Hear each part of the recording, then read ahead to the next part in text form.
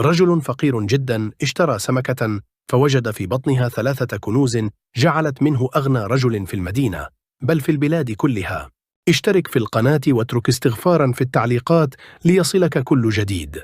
كان حمدان رجلا فقيرا بالكاد يجد ما يسد به رمق أسرته، متزوج وله 3 أبناء، وكان يعمل بجد لكنه لا يملك من الدنيا شيئا.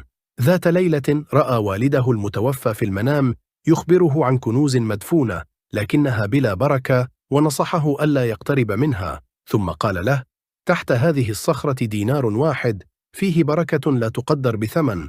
في الصباح الباكر نهض حمدان وذهب إلى المكان الذي رآه في المنام، فوجد الدينار بالفعل، حمله وذهب إلى السوق، وهناك لفتت انتباهه سمكة نادرة الشكل لم ير مثلها من قبل.